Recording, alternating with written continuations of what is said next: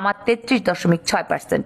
এটাকে বলে মোমেন্টাম। জামাতের গ্রাফ উপরের দিকে উঠছে, রাইজিং, আর বিএনপি গ্রাফ স্থবির। যদি এই ট্রেন্ড আগামী 20 দিন বজায় থাকে তবে নির্বাচনের দিন জামাত বিএনপিকে ক্রস করে ওভারটেক করে এগিয়ে যেতে পারবে। বিশ্লেষকরা মনে করছেন বিএনপির প্রার্থী তালিকা নিয়ে অসন্তোষ, জামাতের আধুনিক পলিসি, তরুণ ভোটারদের সমর্থন, এই তিনটি কারণে সুইং ভোটাররা বা দোদুল্যমান ভোটাররা জামাতের দিকে ঝুঁকছেন।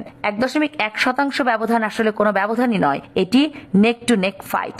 আইআরআই বা ইন্টারন্যাশনাল রিপাবলিক ইনস্টিটিউট একটি মার্কিন প্রতিষ্ঠান, তাদের জরিপ আন্তর্জাতিকভাবে স্বীকৃত।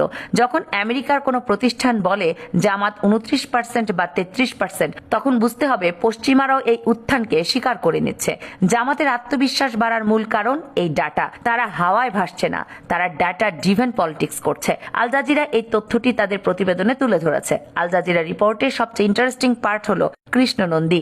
জামাত ইসলামী যাদের বিরুদ্ধে সাম্প্রদায়িকতার অভিযোগ আনা হতো, তারা এবার খুলনায় একজন হিন্দু প্রার্থীকে মনোনয়ন দিয়েছে। এটি সাধারণ কোনো ঘটনা নয়, এটি একটি স্ট্র্যাটেজিক মাস্টার স্ট্রোক। এর মাধ্যমে জামাত দুটি বার্তা দিয়েছে। এক, অভ্যন্তরীণ, আমরা শুধু মুসলমানদের দল নই, আমরা সবার দল, আমরা অমুসলিমদেরও এমপি বানাতে পারি। দুই, আন্তর্জাতিক, আমরা মডারেট ইসলামী ফোর্স বা মধ্যপন্থী শক্তি। খুলনার মতো গুরুত্বপূর্ণ জায়গায় হিন্দু প্রার্থী দেওয়ার প্রমাণ করে জামাত তাদের সনাতন ভোট ব্যাংক টানতে এবং ইমেজ